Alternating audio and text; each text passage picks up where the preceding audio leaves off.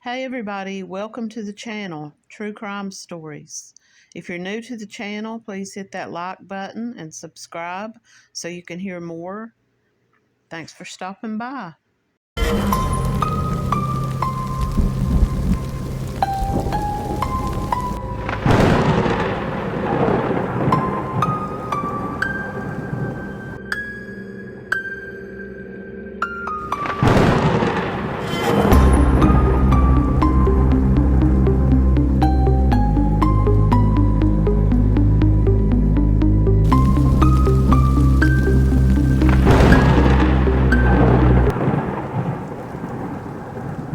Kentucky missing and unsolved. On the morning of August 16th, 1976, this was 50 years ago, someone brutally beat an 82-year-old woman named Eva Frances Grant to death in her home in Paonia, Kentucky. They believe that someone came into the home of this elderly woman who was found sitting in her rocking chair, upright. She had been beaten beyond recognition. It is believed that she knew the person responsible and that this person attacked her from behind. Now, 50 years ago, 1976, this elderly woman is in her home. She's sitting in her rocking chair. Someone comes in and strikes her from behind. So in my personal opinion, as well as the people who wrote this article, they think she knew who it was. I don't know why anyone would attack an 82-year-old for just pure evil, but there are people out there who are evil. Now, the family did have someone that they believed was responsible for this. I don't know if this person was ever named or questioned. She was a widow and she lived alone. Mrs. Grant's body was discovered at her residence on the morning of August 16, 1976. This was on a Monday morning. So they believe the murder had occurred on the Sunday prior. Had she had company? Had she had a visitor? Did she know that the person was in the home with her and that this person maybe had asked her for money, or maybe they came there wanting something else? I don't know. And she's sitting down in her chair, not suspecting that anything bad is getting ready to happen. Maybe she thought this person left. Maybe they came to visit and they left and waited and come back in. She was last seen alive on Sunday, August the 15th, 1976. She was seen by two friends. She died from blunt force trauma and was brutally beaten. Now, a delivery man who came to her house on the next morning knocked on her door, and he discovered her inside of her residence. They said that it was a gruesome beating. And they do believe that she knew the person who did this to her. Investigators from Post 4 in Elizabethtown are asking anyone with any information regarding her murder to contact Kentucky State Police Post 4 at 270-766-5078. I'm curious as to who the family thought this was. Now, this article was written in 2023, and it says the family has put up a large reward that they hope will help resolve this age-old murder. When speaking about Eva, they said she loved to cook, and she cooked a lot. But her children said that even though they grew up poor, they knew that food was hard to come by for their mother, but she always made sure that she had something on the table for her children, and that she loved to cook. She was the grandmother everybody wanted. She was sweet and soft-spoken. You could go to visit her, and she would always offer you a treat. She kept chocolate ice cream sticks in the freezer, and anybody who came to visit her, she would ask them if they would like one. Her people that knew her in the community said that she was a treasure. Everyone who knew her has a happy memory of her. But her family says their last memory of her is marred by this horrible attack. When they were told that their mother had died, they thought maybe she had just died from a heart attack. They didn't know until they went to the funeral home, and they were informed by the funeral director that she had been murdered and that she had been brutally beaten to death. Family describes this about took them out. It was like so shocking to them. They couldn't believe anybody would want to do anything like this to this woman who everybody liked and nobody really seemed to have any problems with. Kentucky State Police say that she lived right across the street from St. Anthony's Cemetery, where she's now buried. Her home burned 2 years after her death. Did the home burn? Did someone burn it on purpose, or did it catch fire? Had someone been living there? Is it possible that someone burned the home down to try to conceal or hide or destroy evidence? The day before she died, all of her family came over for a family reunion. But everyone left and went home that night. Now, police believe that she was murdered sometime late Sunday night into the morning hours of Monday morning. Now, the milkman was making his deliveries, and he stopped at her house to deliver her milk. But he realized that something was wrong as soon as he walked up to the door. He said every time he would knock on the door, and I guess that she kept her screen door shut, but he could see her inside of her home. And he said every time he would knock, she would get up from her chair and come and open the door because she kept her door latched.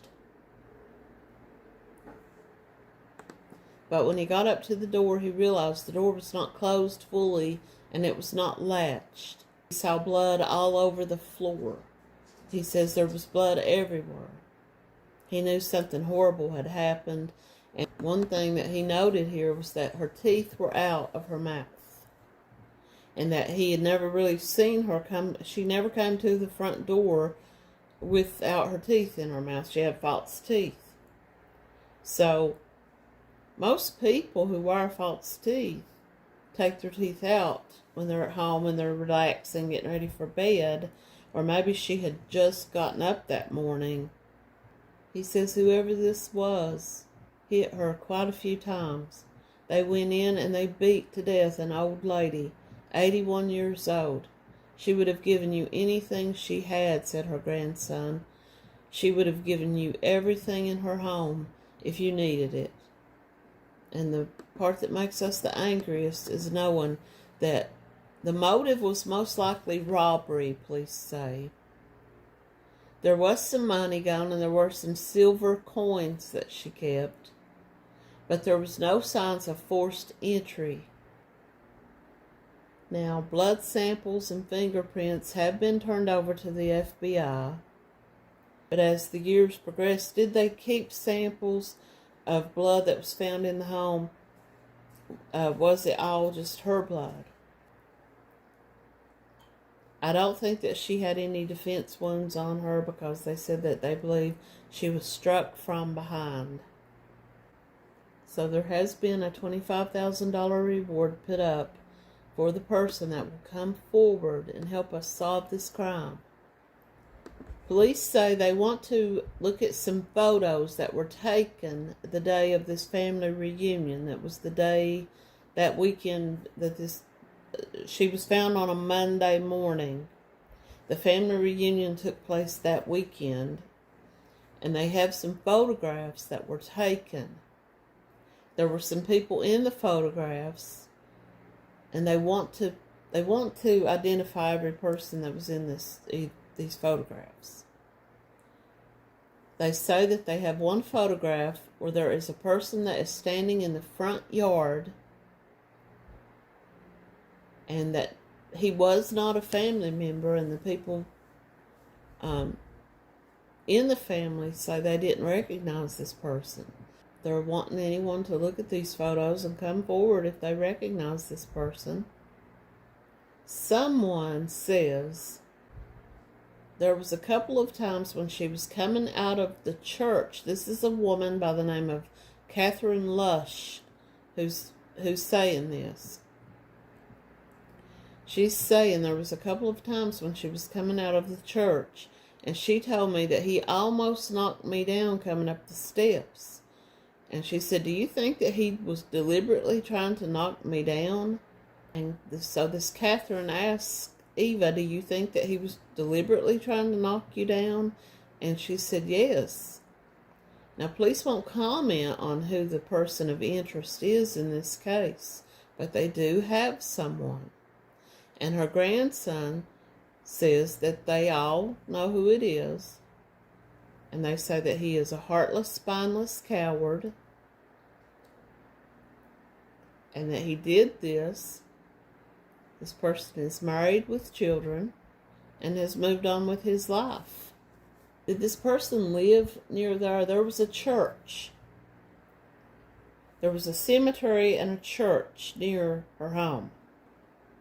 And this is where she was speaking about. So when the photographs of the family were taken from the yard, was this person there at the actual reunion, or was he in the background at this church, at the cemetery, or maybe at a home nearby there? Was it one of her neighbors that they suspected? In Peonia in Grayson County, Kentucky. Now, Eva married George Hillman Grant after his first wife died. He had a daughter with his first wife named Murray Enna Grant Bradley. After he married Frances, they had 8 children: Elsie, Ishmael, Lenora, Abel, Eon, Layman, Catherine, and Lawrence.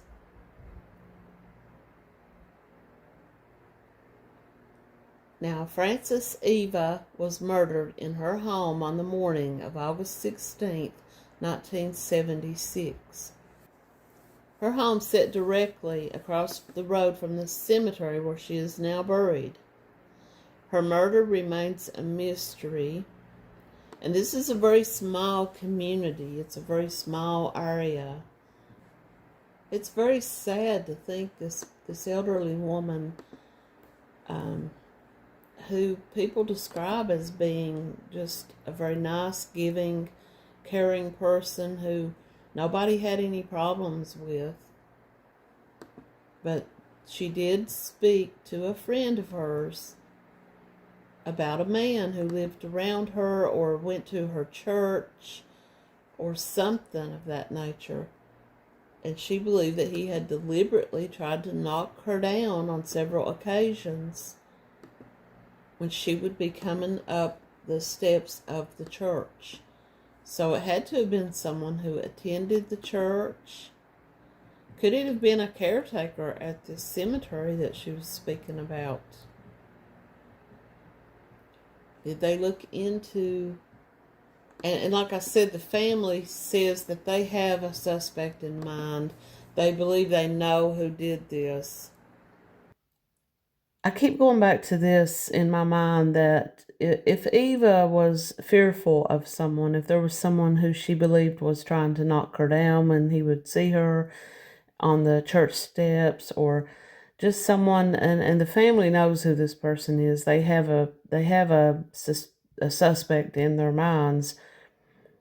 But would she have gotten up and opened her door for this person if she had problems with him?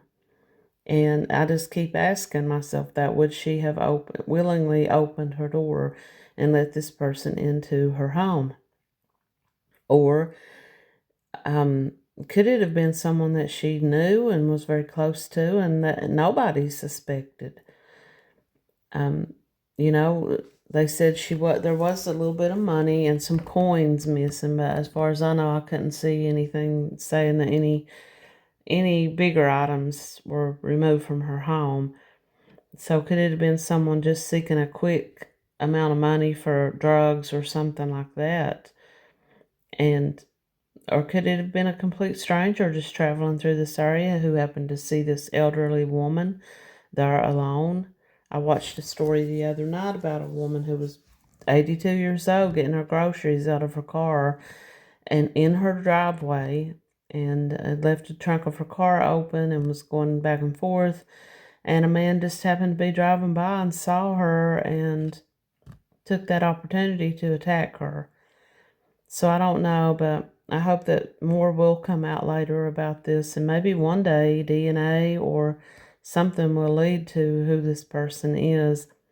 As time goes on, the likelihood of getting a conviction for this crime, gets farther and farther, but hopefully at least the family will get some answers. As this video comes to an end, I would just like to remind everybody to please like the video, leave a comment, and subscribe to the channel. Thanks for watching.